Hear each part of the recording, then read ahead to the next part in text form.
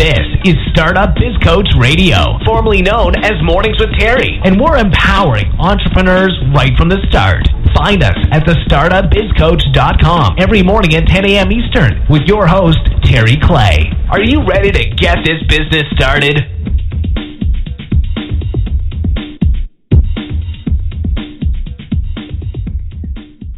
Hey, this is Terry Clay, and I am back with another episode of the Startup Biz Coach Radio. Hey, this is Terry Clay, and I am back with another episode of the Startup Biz Coach Radio. Yeah. So we are back on the call yet another day. So excited to be on this call. We do interviews every single day, Monday through Thursday, and then I do the call on Fridays. If this is your first time on the Startup Biz Coach Radio, this is how we do it. And, this is just a value-based call, full of value. I love speaking to the guests that come on the call. They actually help me and change me, so I know that they're doing the same for you. And like I said, we always interview guests every Monday through Thursday, and so this is not any different. And as we do on the Startup Biz Coach Radio, we allow our guests to introduce themselves. So, Allyson, can you introduce yourself? Tell us who you are and what you do. Well, hey, mic check. I'm so excited to be a part of this incredible movement. My name is Allyson Byrd. I am known affectionately, I believe, around the world as the Profit Accelerator. And people call me that because of my ability to, number one, put profit first, Terry, in business. And as a business leader, we have to become masters at making profit the number one thing that we attract and we draw on. And then the second reason why people call me the Profit Accelerator is actually a play on words. And a lot of people don't know this, but it's really exciting. It is profit, P-R-O-P-H-E-T, as in to foretell. I believe that all of us have a superhuman, supernatural power in some way, and mine is simply to go into the future and go into your future and find your money, find where you can monetize, really cash in on your calling. And when I go into the future, then I can come back into the present and I can navigate you from where you are to where you want to be.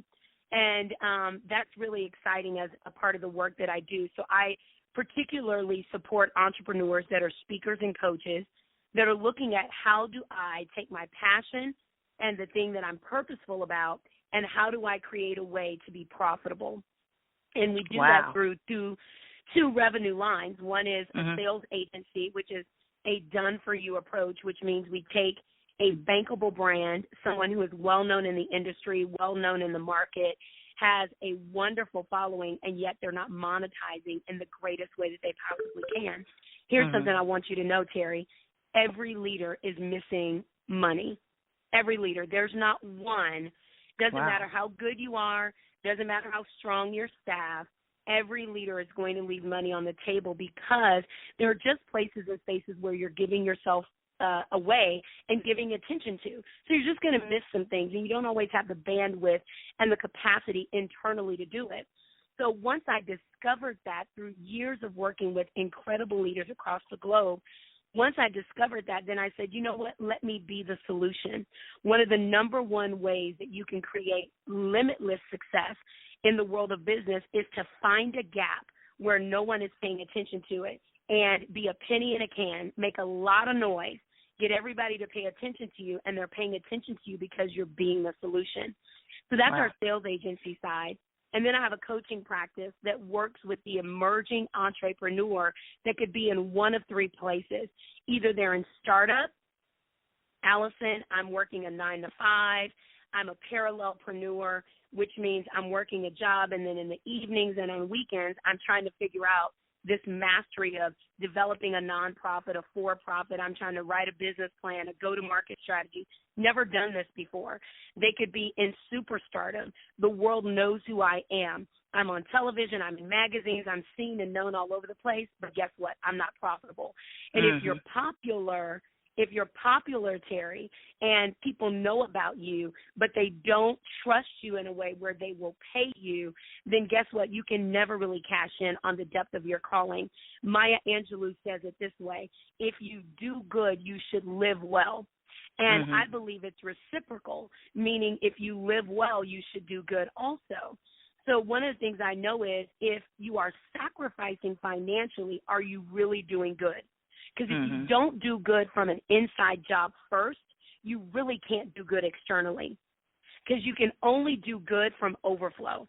You cannot do good from an empty place. Right. And then lastly, that entrepreneur that could be in struggle. And when I say struggle, that's not that entrepreneur that's broke, busted, disgusted. That's not the entrepreneur that's trying to make $1 out of 15 cents. It's the entrepreneur who says, you know, I've created a measure of success, and now I need to know what my next best step is. Or, you know, I've got success in these revenue lines, and now I'm ready to create and cultivate something new and glorious to the world, but I need help on how to do it. So that's what I do, and that's who I get to be in the world. I am a single woman who decided one day that I was going to move forward in imperfect action, meaning I didn't have all the answers. I didn't have all the resources. I started my business on two things, Terry, ambition and air. That was all I had. I had a burning in the lining of my belly, and I knew I had something bigger than me that was calling me. But, girl, I didn't know how to do it. I was a high school dropout at 15 years old. You know, my mom was a single mom. My dad was in prison when I was growing up. The last time I saw him, I was 4 years old. Last time I talked to him, I was 12 years old. And so, you know, I read MBA for Dummies. That was the jump start to my business. And so I didn't have all the answers. But one day, I just got crazy enough to say, you know what, to hell with my past. And I get to pick up the pen, and I get to write a new reality for myself. And everything that I've been dreaming about, I'm just going to pop that dream bubble. And what's been a delayed reality will be mine now. And I owned it. And I never stopped doing it. I live authentically. I tell you the truth about who I am. I live with fear in one hand and courage in the other. I am always on the skinny branch of life because what I've realized is that the branch will always break. Because if you're making enough noise, you're jumping up and down. Pay attention to me. Look at me. Hey, I got an answer solution for you. That branch will break, but you will never discover your wings if you are only committed to jump off of a curb. Right. Wow. You will not, the depth of that is just not enough. You know, so that's who I be. Right. That is powerful. Wow. You know, I've been actually following you for a while, and I know that you have worked with, even I saw on your website that Lisa Nichols even gave you a testimonial.